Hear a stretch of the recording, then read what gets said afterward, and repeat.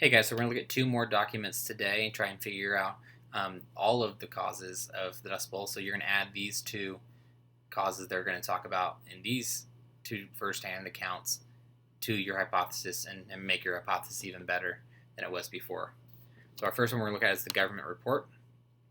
This was done by a man named Morris Cook, and he went all around the whole area that was affected by the Dust Bowl, made this report, and this is a portion of it that he sent to the president. And this was done on August 27th, 1936. Dear Mr. President, we have the honor to submit herewith our report on the essentials of a long-time program looking towards the betterment of the economy or economic conditions in the Great Plains drought area. So this drought area is called that because there were a lot of drought. So he's saying it's drought as well is the main problem. And that's one of the things that they said. So mistaking public policy is what this document is going to be blaming. And so not only obviously is drought a problem, high winds a problem, over farming, but how they handled it, he's saying, is making it worse as well. So mistaken public policies have been largely responsible for the situation now existing. That responsibility must be liquidated by new policies. The federal government must do its full share in remedying the damage caused by mistaken homesteading. So they're saying this homesteading policy, which means encouraging people to move and occupy this open land that happened before this, has caused this land to be overfarmed, to be overgrazed, to be overcropped, which has then led to this issue. So not only, yes, is drought a problem, is wind a problem, but they're saying the government's plan to get people on this land has backfired. It was great for a while, but now it's being overused, and the land is almost irreplaceable and not able to be fixed. So like I said, the federal government must do its full share in remedying the damage caused by homesteading policy by the stimulation of wartime demands, which led to overcropping and overgrazing, and by encouragement of the system of agriculture, which could not be both permanent and prosperous. And so what they're saying is, with World War I happening, 1915 and 1919, the United States was one of the main countries that helped the Allied powers grow food even before they fought in the war. The U.S. only fought the last year of that war, but they were helping grow food for their allies that were fighting in World War I. And that over farming didn't stop once the war was over. They continued to over farm to make sure that they could keep up with that demand and also to make a lot of money. And so that policy never stopped once the war stopped, like it should have. People continue to over farm. They can continue to overgraze, which led to one of the reasons why the Dust Bowl occurred.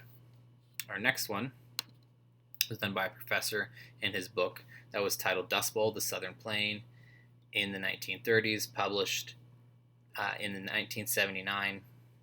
The Dust Bowl came into being during the 1930s as a fulvous dirt began to blow all the way from the plains to the East Coast and beyond. That was also the age of the Great Depression. So like he's talking about how not only is the Dust Bowl happening, but also the Great Depression, like we talked about in that first video. So coincidence, some might say, that the two traumas should happen at the same time. Few have written on either affair have noticed any connection between them. My argument, however, is that there is in fact a close link between the Dust Bowl and the Great Depression, and that the same society produced them for similar reasons. So he's arguing that not only was the drought the problem, the wind the problem, the over-farming, but the society itself that caused the Great Depression also caused the Dust Bowl, and similar values led to both of those things happening. Both events relieved fundamental weaknesses in the traditional culture of America. The one is in ecological terms, the other is economic. Both offered a reason and an opportunity for substantial reform of that culture. That the 30s were a time of great crisis in America, indeed, in the world, capitalism has long been an obvious fact. The Dust Bowl, I believe, was part of the same crisis. It came about because of the expansionary energy of the United States had finally encountered a volatile marginal land, destroying the delicate ecological balance that had evolved there. And so what he's saying is that they took advantage of the land and they were facing the consequences because of it. So we speak of farmers and plows on the plains and the damage they did, but the language is inadequate, which means it's not good enough. What brought them to the region was a social system, a set of values and economic order. There's no word that so fully sums up the elements as capitalism. And so what he's blaming is the greed of the people wanting to make more money is what led to the Dust Bowl happening. So with these 4 documents that you had 2 yesterday, 2 today, you now have 4 major reasons of why the Dust Bowl happened. You can use those to make your hypothesis better and answer that question. Have a good rest of your day, guys. Thanks.